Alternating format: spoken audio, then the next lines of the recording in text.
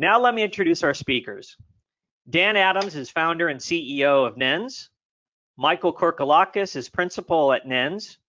And Christian Sanchez is a security consultant at NENS. Gentlemen, welcome. Thanks, Ted. Hi. Okay, well, let me, without any further ado, let me turn things over to Dan and he'll take us from here. Thank you, Ted, for the introduction. Appreciate the help. In a survey of 1,000 people conducted by Dashlane, Dashlane is a password management company. 89% of those people felt they were secure in how they used passwords. That's 9 out of 10 people. And as a population, it shows that we are very comfortable, very confident we're safe. But in the same survey, 61% of the people admitted to, so the number is probably a little higher, but those 61% admitted to reusing that same password across multiple sites. A third didn't know what MFA was, and less than 1/2 were using any form of MFA. So overconfidence is extremely high, and as an IT services security company, we're here to tell you that's just really not acceptable. That makes us very, very vulnerable when we think we're protected and we're really not.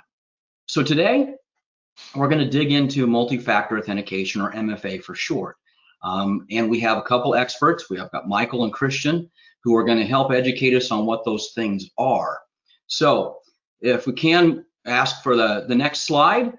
And today what we're going to do is we're going to talk about what MFA is, why it's so necessary, how easy it is to use, the costs related to using or not using MFA, and answer questions. Our goal here by the end of this is you are comfortable with it and can make a good decision for what you should be doing to protect your company.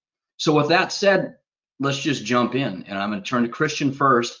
And Christian, if you could answer for us what MFA is and what's its purpose. Sure. Thanks, Dan, for the introduction. So let's back up for a second. Let's talk about passwords. Those were our original verification factor. We've known them, we've loved them, we've been using them for decades now. So with MFA, what we're doing is we're adding a second factor on top of that. It's another verification method. So most commonly, this is in the form of a token. I have an example right here. You may have seen these. They have little codes that kind of rotate on there, and you type that in after your password. But now we also have some more advanced methods, like an app that's on your smartphone. We'll talk a little bit more about that in a little while. So this extra level of security is really what helps verify your identity before you're granted access into applications, your data, maybe even your workstation as well. So what's the point of all this? So let's make the assumption that your password is stolen, right? Bad guys can log in from anywhere. They're going to get access to your data, they're going to get access to your bank accounts. But if you have MFA, if you have that second factor, they're not going to get in. And that's why it's so important. So as Dan alluded to earlier, 1/3 of folks out there don't seem to know what MFA is, but they probably come across it at some point in their lives already. So there's a lot of different places where you've seen it. Bank logins. When you first log into your bank, you're probably presented with some sort of text message or a follow-up phone call to verify your identity. ATMs, you don't think about it, but that really is MFA right there. You have a card that you put into the ATM machine, and you still have to plug in a PIN. So even if somebody stole your card, they're not going to get in without that extra knowledge. And your cell provider, whenever you get a new phone, you change your account settings or add new devices, you'll probably get a text message or some sort of call to verify who you are. So we've already seen this. It's not a surprise. It's been creeping into our lives. Excellent. Are there areas where MFA is a requirement nowadays? Definitely. So we see this a lot in heavily regulated industries. So for example, defense contractors, they rely on DFARS. In the payment card industry, they have PCI DSS. These regulations all require MFA at some point. So even though MFA isn't required, I believe it's going to be a standard everywhere. In fact, the DoD, the Department of Defense, they've been enforcing CMMC on some of their contracts. CMMC, if you haven't heard of it, is the Cybersecurity Maturity Model Certification. So if you don't follow their directions and implement MFA when required, they're going to stop paying you. They're not going to award these contracts to people. So really, this should be followed as a best practice. In fact, NIST, the National Institute of Standards and Technologies, they've been recommending this for years now. So don't wait until you're compromised. Don't be part of the statistics. Yeah, actually, I I'm really glad you brought that up, Christian, around the CMMC, because we've known this is coming for quite some time. In fact, what's been happening is we've met with prospective clients getting back a couple of years now. And part of what I like to do when I meet with prospective clients is educate them, right? Hey, this is your industry. Here's what's changing. Here are things you need to look out for. And there are some of those prospective clients that, have already heard about it and they understand it. And then there are a few that were like, well, I really don't know what it is. And, is it, until it's real, like I really don't want to think about it, and like I don't really want to bother with it. And since this is the year where CMMC really hit, what's been happening in the last number of months is clients or prospective clients calling us back and saying, hey, Mike, do you remember when we met and you were talking about that CMMC thing? And I laugh a little bit. I go, yeah. I go, so what's going on? Like, yeah, well, we're falling a little bit short, and we don't have a lot of time to get ourselves up to that standard. Can you come help? And the challenge with that is that it's not like flipping a switch, right? And so it does require a good chunk of work. But it is interesting to have these clients that are now getting actually hit from the people that pay them, right? So if you're primarily getting paid through DoD or somewhere in that chain, and now you have to follow the standard, and if you don't, the checks stop coming.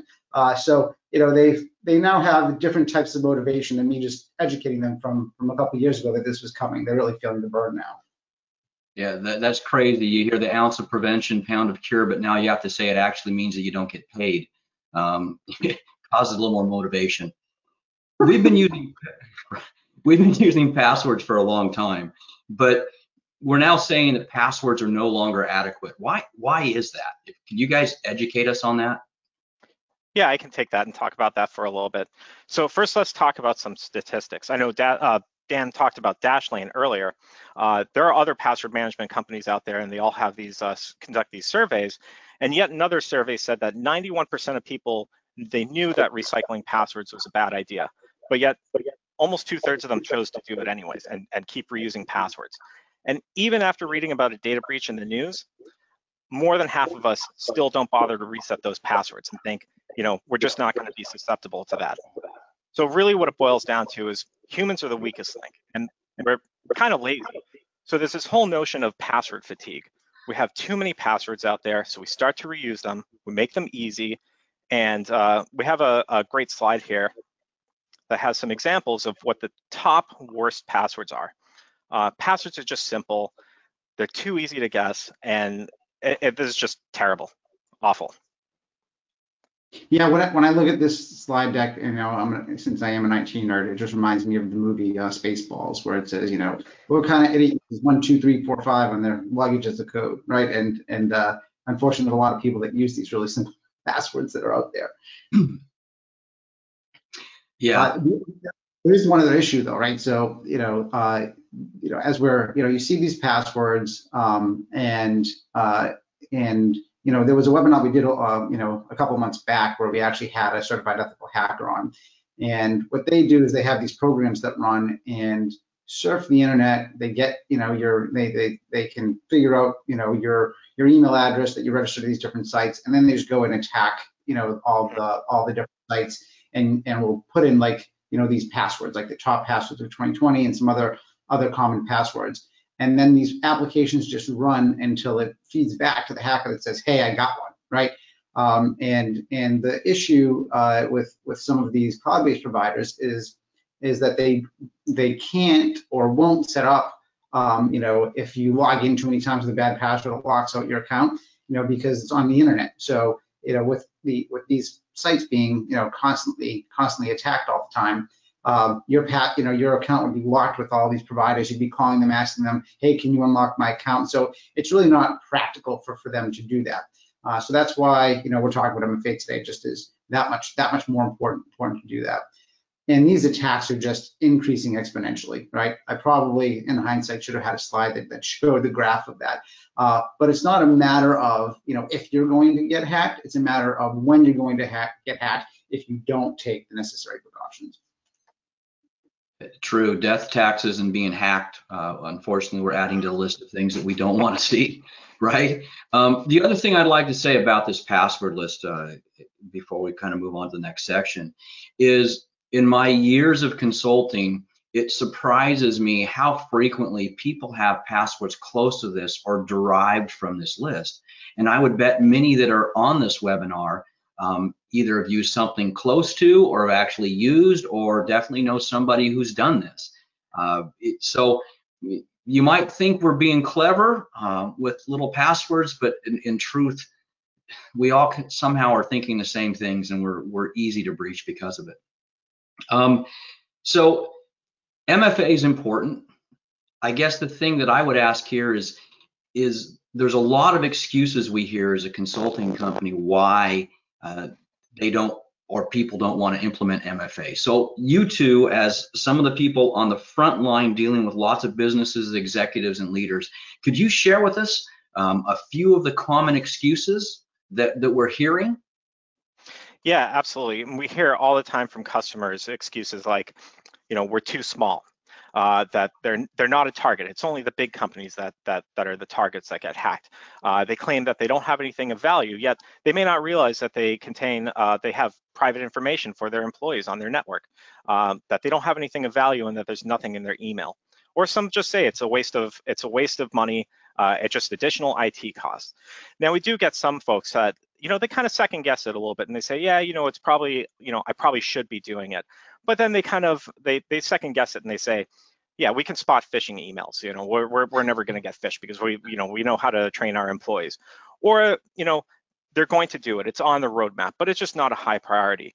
And other excuses are, and I've had so many conversations with folks, and they say, well, it's just another step. We don't want to overburden our users. It seems like overkill. Is it really necessary? Time and time again, we see these excuses. Yeah, the biggest thing here, especially when we're talking about something as critical as security, is candor with anybody that we come in contact with that asks us about this or that we're trying to educate. I don't like to sit there and say, oh well, it might be okay, and I get it. Like, this is just where you have to just like tell them, listen, whatever your logic or reason is, it doesn't matter, right? You think you're too small, you think you don't have important data, because I'm telling you, and we're going to share some stories later, as soon as it happens to you, all those reasons that you might have talked about, you're like, oh man, I was wrong, right? It's like, I can't believe how much of a pain in the ass this is, how bad it is that now I have to deal with this situation. So and also to a couple of things I want to talk about that Christian mentioned, is we're going to debunk the myth of this is really hard. It's going to slow my employees down from getting their job done. Maybe years ago that was the situation, but that is absolutely not the situation today. And then just another quick anecdote. What we've done for some clients that have come to us and say, hey, I'm a really savvy user. I can spot these phishing attacks. I'm actually responsible for training the employees in my organization from doing that. So what we've offered, and I'm happy to offer to anybody else here as well, is doing a test phishing attack. And I shouldn't snicker at this, but it is funny. So the person that said, I'm an expert, I'm super savvy, I'm the one that trains my employees on how to make sure they don't get caught, they're the ones that got caught when we did the phishing test, right? So the one that was like the self-proclaimed expert was like, no, I'm fine, and they're the one that actually got caught. So you need training, you need tools like MFA, it's absolutely critical. But I'll hand it back over to you, Dan, because I know we're going to get into this in a bit here. I appreciate that, Michael. And the importance of it, just so you know, as an IT company, we are constantly phish testing our own team, our own staff, our engineers who are experts in this field, because you always have to be aware. It's not a one-time thing, and there's many ways to learn. That being said, we're kind of changing our stance here at NENS. We've implemented security minimums. And so, Michael, where you're kind of tied to this a lot because you were one of the main visionaries of helping push this forward, if you could help us, why is NENS now mandating that MFA is used by our clients? Yeah, I know we don't have hours and hours today, because I would actually love to share a story about, how this all kind of transpired and came together, about, how the industry was changing, how the threat landscape really started to change about 5 years ago. But over that, once we found out about 5 years ago, we said, okay, well, what do we have to do? What do we have to change? And one of the biggest things that we did was put together security minimum standards and best practices. And we started to educate our clients on what those were. We improved the tool set, right? We built better mousetraps. But then in 2019, we reached out to all of our clients and just said, hey, look, here are the minimum standards. You really need to be doing these, right? It's really not optional. You should be doing it. And, if I look back, maybe, we could have been a little bit more forceful, 2-ish years ago about saying, look, this is super important and being on them. We did follow up in our business reviews with clients, and, we heard a lot of the logic and the excuses of, why they didn't want to move forward and adopt all the minimum standards. But now, as 2020 is ramped up and these threats have gone up exponentially, our stance is now a little bit more forceful, Dan, right? It's not like it was always like, you really, really need to do this. You have to do this. But now we're not giving clients like a choice. It's like, by the end of this year, we want to make sure that everybody has these minimum standards in place to protect themselves and their business. And that's why. And, I'm going to get into some stories in a minute here, but I mean, the threats have just gone up exponentially. We had 0 breaches for the first part of 2020, and we've had multiple towards the end, and it just keeps accelerating. And these breaches you've talked about, they would not have taken place if MFA was in place. Is that correct? Yes, for the ones that we're going to talk about right now, if MFA was in place, these would not have happened. Yeah. So, well, look, I can't. You giving me. There's no better segue, right? So, Michael, why don't you share with us some of these stories that unfortunately we've learned firsthand from? Sure. So, I'm going to tell a couple. I'll tell as many as like we have some time for here, and Dan, you can cut me off if I'm going too long. So the first one, we had a client that fell victim to a phishing attack, right? So what is a phishing attack? Well, they click on an email link, or they go to a website, and that website, redirects them and asks them to put in a username and password. And so they think they're logging into like Office 365, so they type in their username and their password, and then nothing happens, and they don't think anything of it. But what just happened is you've now handed over the keys to the kingdom, right? You've now given your email address and the password so that people can now get access to your email. Well, what if your email was also your email password is synchronized with the password you use to also get onto the domain, right? So think about that in the context of this story.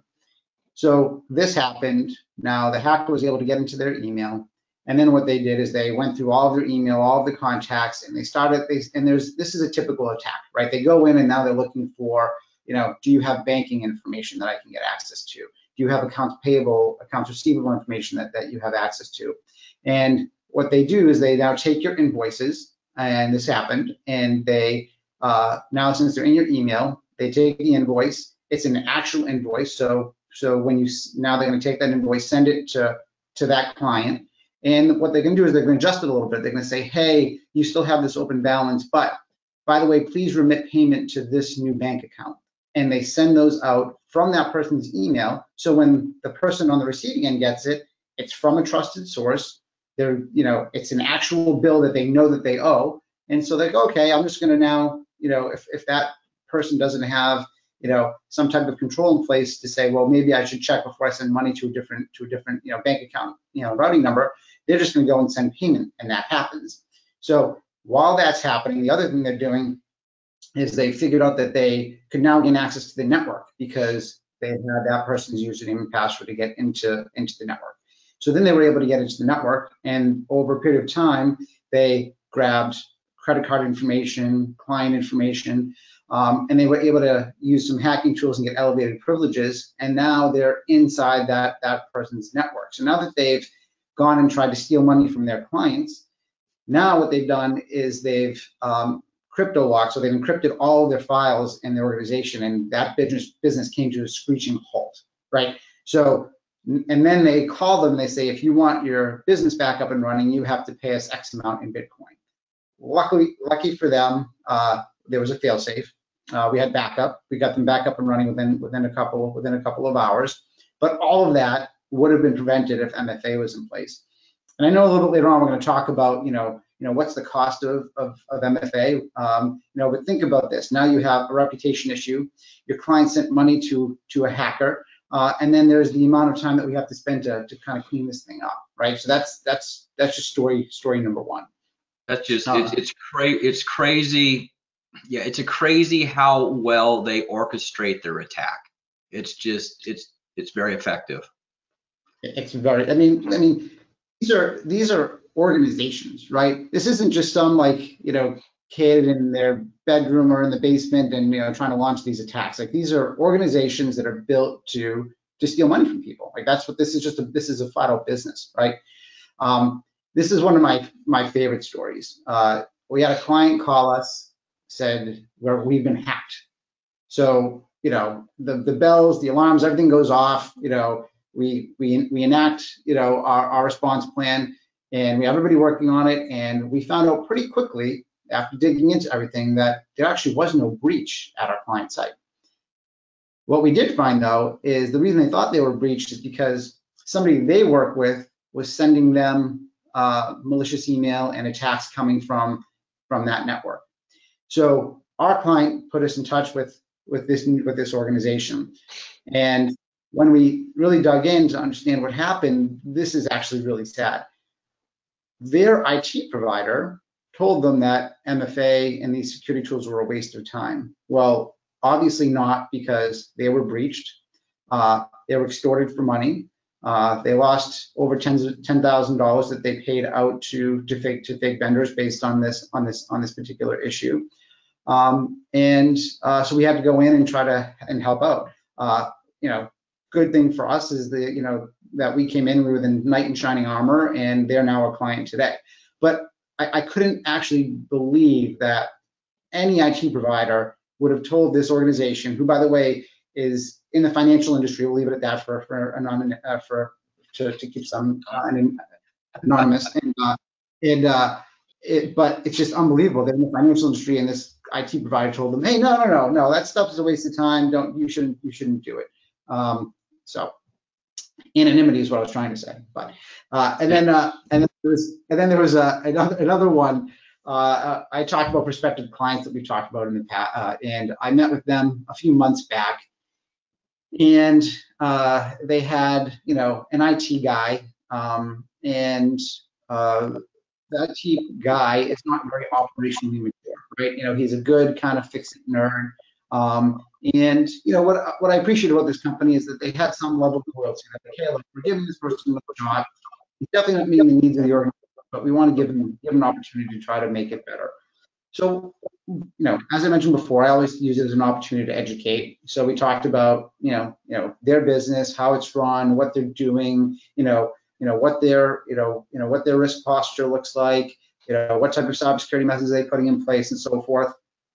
And it was a very good conversation. They asked me to follow up with them, towards the end of this year. And so I got a note from them a couple weeks ago, and they said, "Hey, Mike, remember we talked about that cybersecurity stuff? I was hoping we could jump back on a call and we could go over it again." And so I said, "Yeah, sure, let's jump on the call." And so I set up the call, and when we started the call, I said, "Hey," I said, just out of context, so I know how to guide the conversation. You mentioned cybersecurity. What is it that you really wanted to talk about? So what we found out during that conversation was, and by the way, I told them during our call, look, you should be putting these things in place. Talk to your existing IT guy, and there are some very simple things that you can put in place. MFA was one of them, just to give you some baseline protection. Well, when I talked to them, what had happened was not one, not two, but multiple people in the organization fell victim to phishing attack. Most likely, one fell prey to it, and then that hacker then started reaching out to other people in the organization, and multiple people fell prey to it. So now this hacker had access to multiple people within the organization. And now what they did is they used their email to then try to push out attacks to the rest of the internet. Well, the internet found out, and they put them on a blacklist. And for those of you who don't know what a blacklist is, it means is that now your domain is flagged. When you try to send email to other places, they don't let email go through. So this organization that transacts most of their business via email now had effectively their email shut down because their clients would no longer accept it because the internet said, hey, we know you're a bad actor on the internet, so we're not allowing that to happen. And this is because multiple people got hit with this. Again, back to what you said, Dan. If they had MFA in place, that this would not have happened.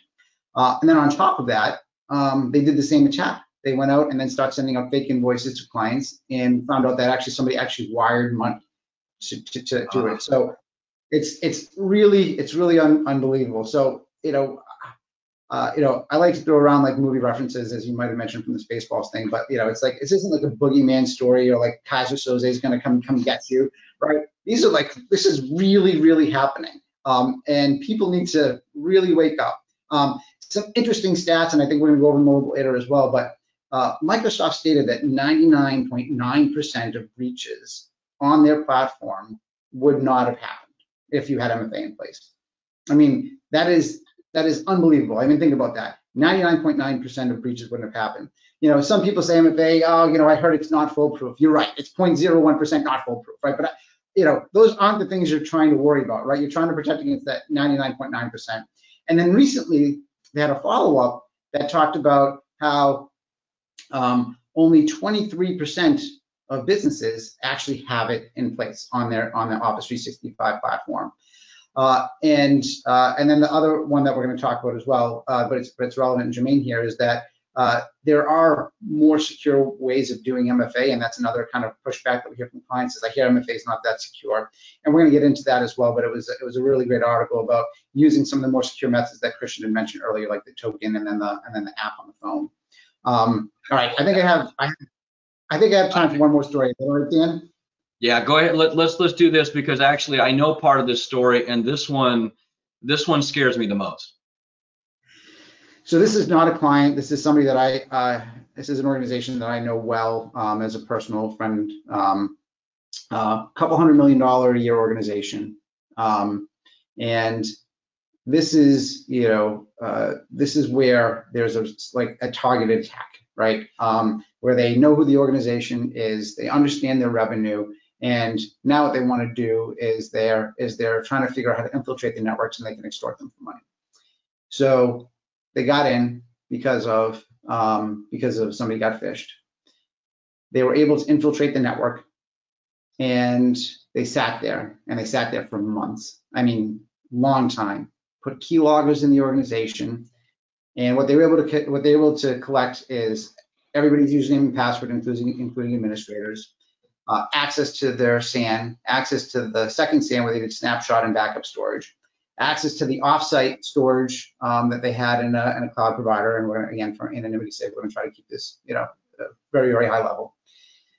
And after they collected all that information on a Sunday night, they went in, encrypted all the data on the client's network, wiped out everything off the SAN, and reformatted all the drives, logged on to their fail-safe of the backup provider that was in the cloud, and wiped out all of those and eliminated all of those backups, and then contacted the client and said, hey, you need to pay us a bunch in Bitcoin.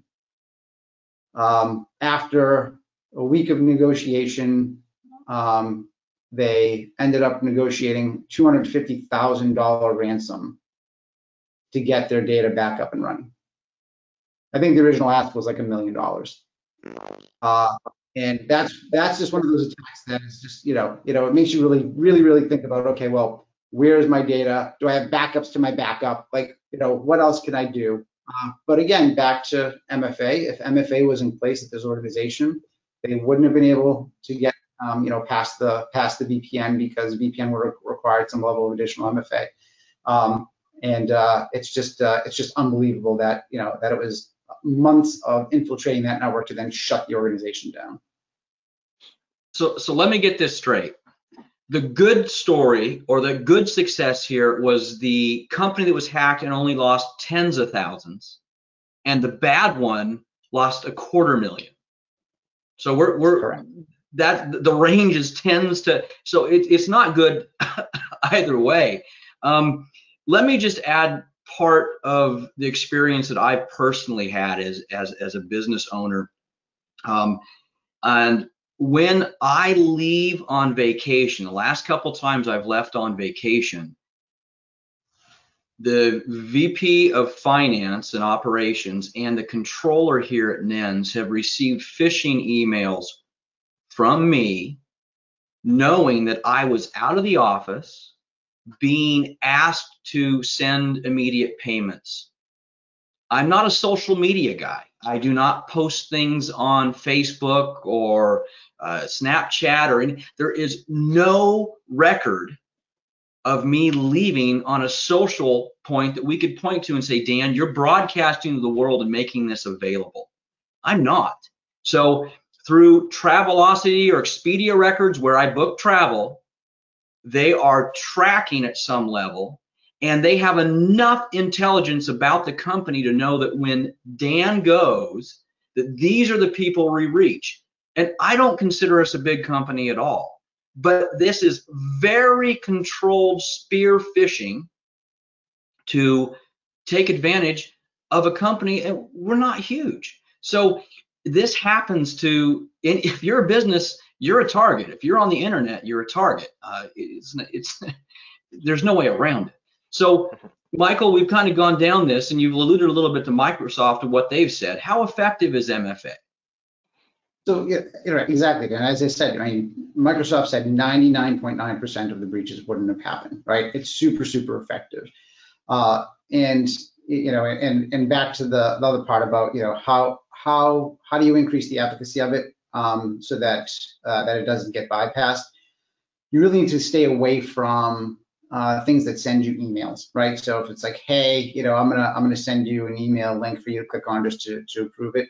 If they have access to your email, like that's a weak form of MFA. Also with SMS or text messaging, right? Getting text messages to a phone.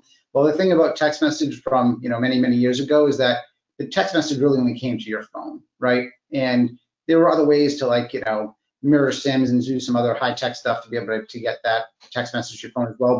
But now today it's way easier. You don't even need to be that high-tech with your mirroring SIMs. As if you have an Android or an iPhone, you can log on to a website and be able to get your text messages and SMS messages, right? So they really want to shy away from the things that are a little bit more easily accessible for that second form of authentication. So if we stick with the tokens as Christian showed you, or a specific application like Duo, which is what we're going to talk about today, it's really, really, really effective. Again, it's at 100%. No, nothing's 100%, but 99.9. Yeah, I'll take those odds. I take those to Vegas, right? Amen, right? We've got to close the door. The scariest part before we move on, when you go through all those stories to me on a business point, is that, as you said, Michael, it's no longer a random guy breaking in and then seeing what he could steal, rummaging through a couple drawers. They systematically break in, and it takes months. They've shown, the major security providers have shown that it takes months for the average breach to be discovered. Why? Because when these guys break in, they're not going great guns at first. They're quietly getting in, they're monitoring everything, they're looking to see how much they can take advantage of before they pull the trigger. You mentioned they didn't, on that last company, they didn't make the change and encrypt everything and send the ransom until a Sunday evening. Why? No one's around. It's the opportune time to make everything change so no one can track what's going on. Obviously, this company didn't have real-time security monitoring in place to see what was going on, or bells would have gone even quicker than that. But these guys are very surgical, very educated, and parse out the attack to the different teams and financial benefiting organizations. It is scary. Christian, so we don't stay in a fear space that we're scared here. What types of MFA can we use to protect our companies? Sure. Yeah, there's a whole bunch of them out there. So you have one-off ones. You can, we were talking about the SMS-based ones, the voice ones from the bank. They are considered less secure, as Michael alluded to, and hopefully those folks will start moving away from those methods. But You can turn it on things as simple as your Apple ID. They have their own MFA mechanism that's app-based. You can also turn on your Gmail account. So there's a whole bunch of places where you can go in and turn on MFA for that one specific service.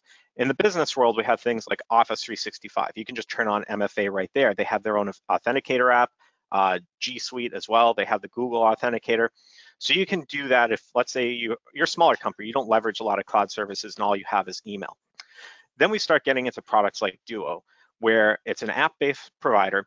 It has broader support. You can protect a whole bunch of different things, different applications, your VPN, your desktops even. So on my desktop here, when I log in, I type in my password real quick. I hit a checkbox on my phone and I'm in. So even if somebody took my laptop, they stole it, they had my password for whatever reason, they're not going to get into it. Then we have other products too, like Okta, and that's full-blown identity management, single sign-on. So even if some applications don't support MFA natively out of the box, if you can protect it behind a product that can assert that multi-factor for you, then you're golden. It's gonna cover you. So it really runs the gamut from small to big. It really depends on what you need to protect. So one thing I tell you though is don't use all these piecemeal ones. Otherwise, it's going to be a support nightmare. Look at some application or service that's going to protect all of it. Otherwise, you're going to be, trying to figure out, is it this token? Is it this token? Do I have to use my phone for that one? It's like carrying a giant key ring, right? You don't want to take support calls from users who don't know which one to use, or maybe you forgot to turn on MFA on one particular service, and now the bad guys are in. Yeah, and that's actually the really important thing, right? Is that really having an overview, right? So as Christian mentioned, it's by having a standard and integrating it to that, we can take a look across the enterprise and figure out, are we projecting all the business critical data and applications, and we have it in a particular view. When you try to piecemeal that together, and I'm going to put us in this conversation, clients just expect that we're doing this for them, but they don't really understand how difficult that is if you're using, this authentication method, that authentication method, and a different authentication method. Like, for us to try to keep track of every application, what authentication method it does, I love that clients have a ton of faith and trust in us, but trying to understand 15 different applications with 15 different methods of authentication, and then saying, hey, I need to make sure that no matter who comes on board, that every single one of those is covered. There's going to be a gap at some point, right? Just because it's human nature. Like there's human element involved here that's going to make a mistake. So the more that we can put it under one umbrella that has good checks and balances, the more secure you're going to be. Yeah, and on a personal note for everybody here, I know we're talking about this at a business level, but let me strongly encourage you that for your financial systems, your own data, your personal things, you're doing the same thing. Protect those things as well, because those hurt if those get taken over just as much. Why don't you share a demo with us at this point then, Christian? Why don't you walk us through how easy it is to implement and use, so we can see what's next? Yeah, definitely. So we're going to take a look at this video here, which is going to show how easy it is to use. So let's roll this clip here. Here we go. All right, so you see a user here sitting at her laptop, and she's going to log in, username and password, just like we're used to. And as soon as she logs in, she's going to see this prompt where she can send a push, like a notification to her phone. As we can see, very easy. You get this little checkbox on there, you click on it, and you're done. And I don't know if you noticed or caught it in the video, but there's a little bit of context around it too, right? It showed her where she was logging in from. So if she all of a sudden gets a pop-up that, we see a login from, let's say, Siberia, she knows that somebody's gotten her information. But for the most part, you're going to see that, you're going to recognize where you are, and you know that that's you trying to log in. So very, very easy. Right, and the important part about that, Christian, is, as you mentioned, you have that data and that information. And once you get that, it's like, oh, wait a minute, I'm not trying to log in from anywhere. And then you realize that it's, from, somewhere not local to you. What should that prompt you to do? It should prompt you to immediately change your password, right? Because somebody has it. And as we talked about before, there's a password reuse problem where it's like, well, if they have access to that password and you think, wow, well, I also use that for my bank account, and I also use that for this service and that service, now you got to scramble, and you have to make sure that all those things are changed. So So, it's pretty powerful beyond just the protection. It also is that, now it's informing you, and now it's inspiring you to act and change your passwords and make sure the rest of the stuff is secure. Yeah, Why absolutely. don't you show us the enrollment stuff, if you would, Christian? Yeah, so we make the enrollment really easy. So I'm going to show you an example here. This is my phone, and I'm going to walk you through the enrollment process. So on the back end, as an administrator, we're going to send you an email that's going to help you enroll. So let's roll that clip, and we'll see how easy it is. So on our smartphone, we're going to go into our email. We'll see that message from Duo Security, and there's just going to be a link that's going to ask you to go ahead and enroll. So once you start the setup, you're going to tell it that you're using a mobile device. You're going to enter our phone number here. And once you put that in, you just need to verify it, make sure that it really is you. And then once you have it, assuming that you've already installed the mobile app, you just open it up and your phone is enrolled. So here, that's that text message, or that, not the text message, but that sort of rotating code like you'd see on one of these little devices. So that's one way of authenticating. But once you're in there and your phone is now hooked up to that Duo network, it can now send you those very easy to use push mechanisms. From a user standpoint, once you do this, you're done. That's it. So easy. Yeah, and the important here, right, is that with with us in the pandemic right now, a lot of employees are working from home, and what we've experienced now is even the new hires are never making it into the office. So this is really important to show, because it just shows you how easy that enrollment process is, so that if people are remote, it's not like we have to be there, right, as engineers and grab the keyboard and touch their phone like physically. Like, this is a couple of clicks with on your phone with the finger, right? It doesn't take a ton. So back to the is it cumbersome? Does it take a lot? Does it take a lot to roll out? And the answer is no, right? It's just super streamlined to make that happen. So. Well, I guess the next question is then, and we've got a couple spots here. Will Michael, since you're the strategic person and have dealt with a lot of this, let's turn to the biggest business question, and that is the cost of using or not using MFA. After that, then we'll just jump into a little Q&A if we have it, and next steps if we can. Yeah, I'll try to leave at least 10 minutes at the end of this for some Q&A. The cost question, Dan, is an interesting one, and I always like to start off with, what's the cost if you don't do it, right? And I shared a couple of those stories. Got off easy at 10K, as you mentioned, and 250K for another person. But the cost is also so much more beyond if you have to pay a ransom. And let's hope you never pay a ransom. Let's hope you never get extorted, right? Let's put that to the side. But there's that brand cost, right? So what reputation hit did you take by now your clients, now somebody launching an attack on your clients from your organization, right? How does that look and how does that hurt you? Then there's once we find out that there's a breach, I need to know what happened, how it happened, where they came in, what they touched, what they had access to. So now we're spending all this time to figure out where the breach was. And your organization is, not operating at 100% while we're doing this, right? We're trying to, figure this stuff out. We're trying to get you restored back up to restore the operation. And then there's other things you can take into consideration. What are the legal costs and ramifications, right? If you are, governed by some type of, regulation, like let's say PCI or HIPAA, like what's the cost per patient record, right? If that gets out. So there's all these costs like that happen if a breach occurs, right?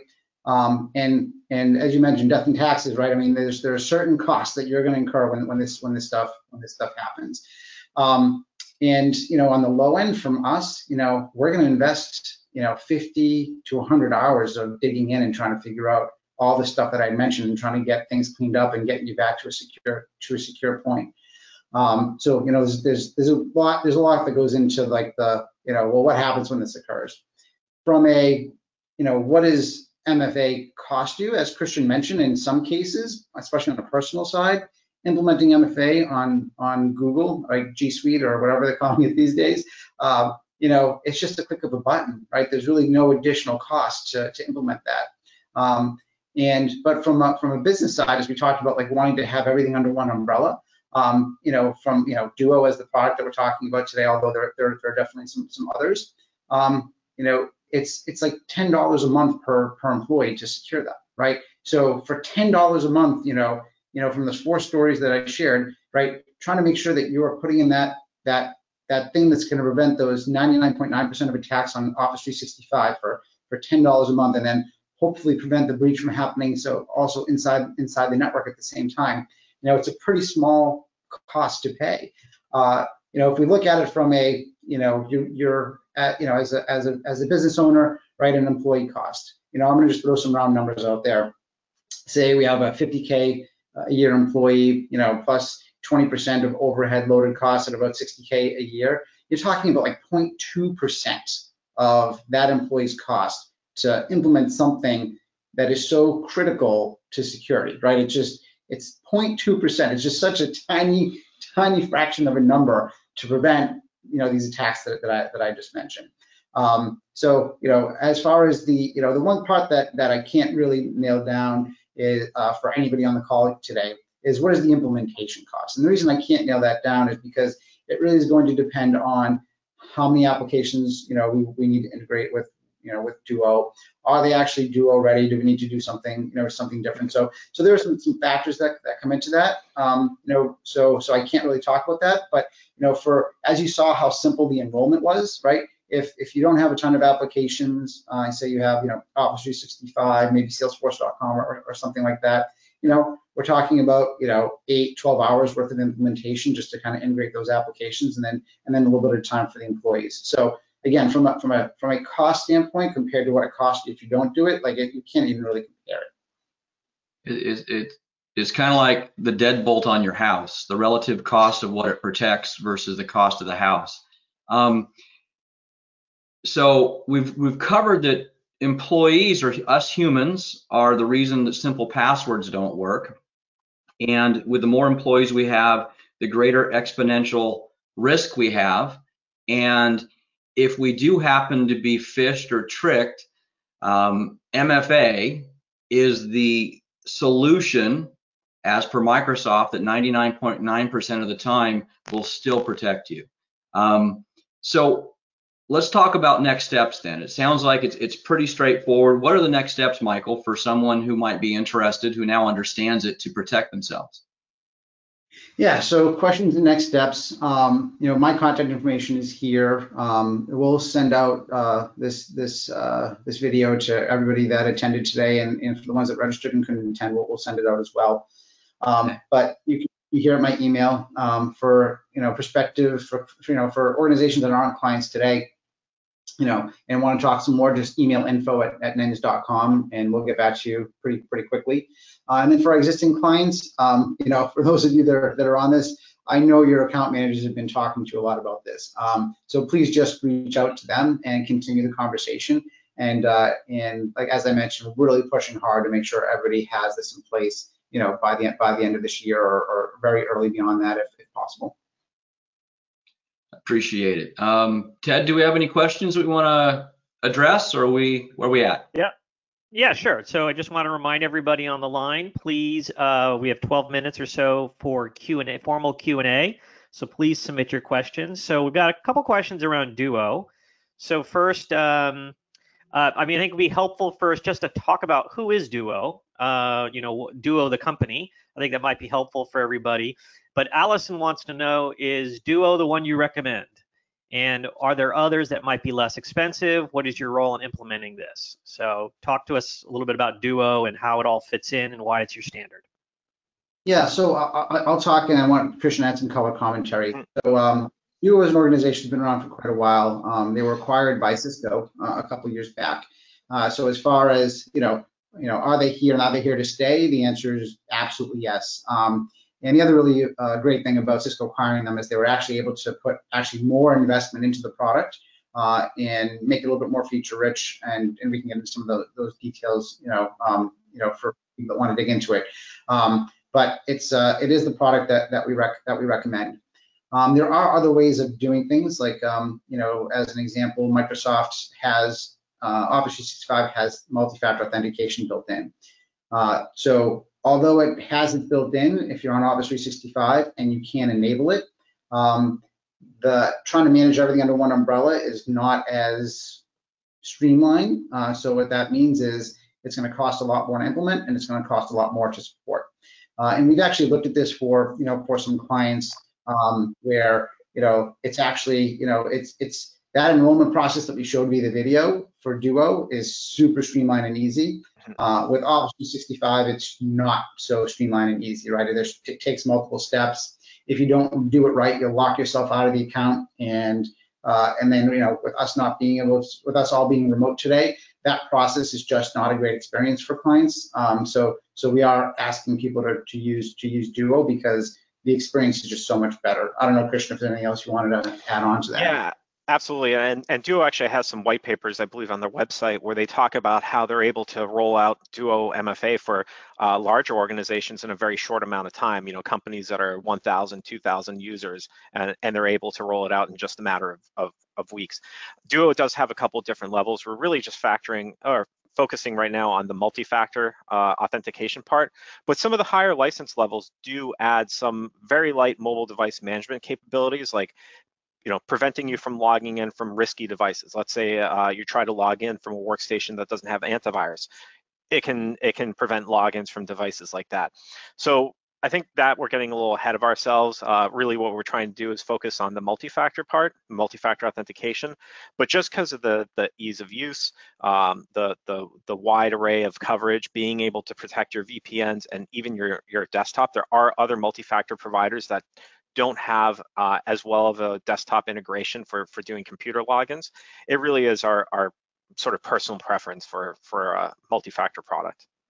Excellent. Yeah, and some of those don't actually have any form of desktop login, right? And I'm not sure, I'm fairly certain this isn't relevant to Allison, but there are entities that require multi-factor authentication on the login for your workstation, right? So if you're logging into your Windows PC, laptop, whatever it might be, as Christian had mentioned earlier, like when he logs into his machine, like somebody could steal and have his password, but they can't get access to it because he has that second form of authentication on his phone.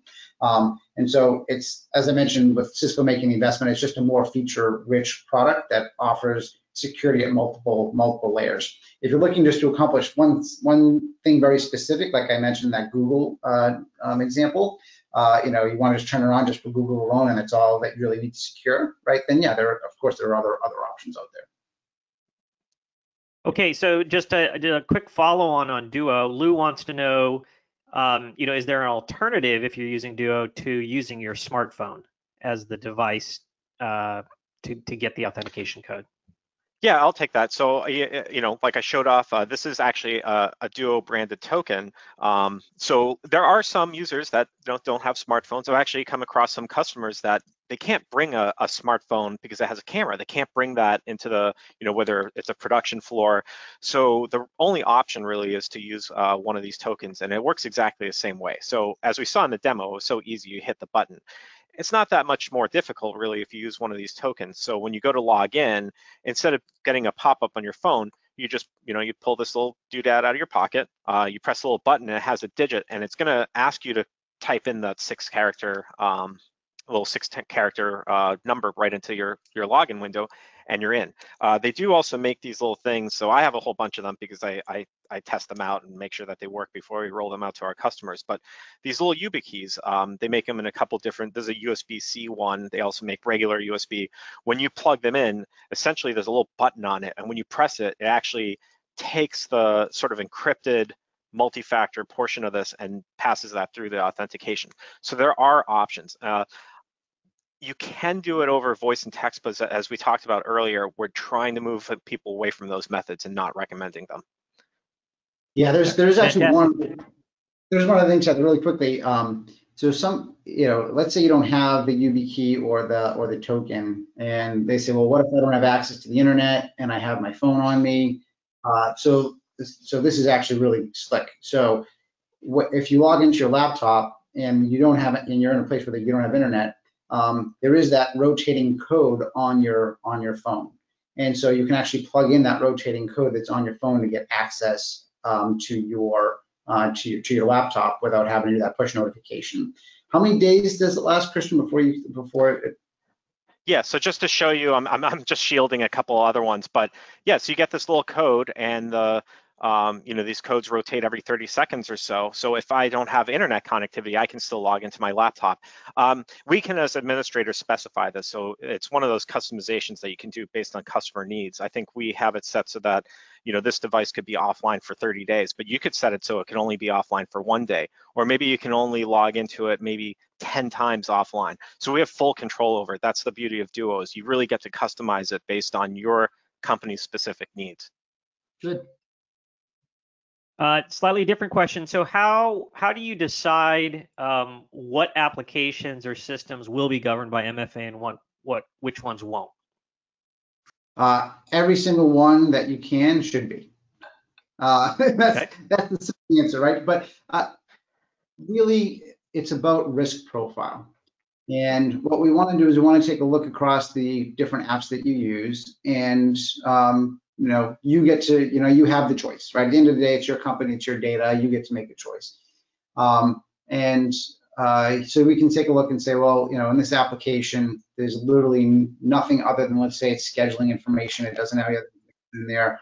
I don't really care about it, right? I'm not saying that me personally, we're just using hypothetical here. For that application that might just house the scheduling stuff, we don't need to spend the time building the integration for that. Like, well, we can bypass it. But anything that has, critical data, important data, customer data, and of course, protected data, right? PII, PHI, all that stuff should absolutely, go in there. Financial data, and all that stuff should be protected.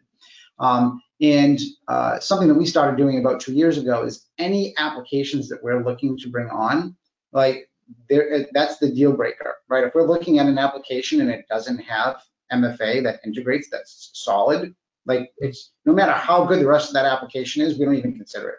It's like, nope, move on. Somebody else must do this and must have better security in place.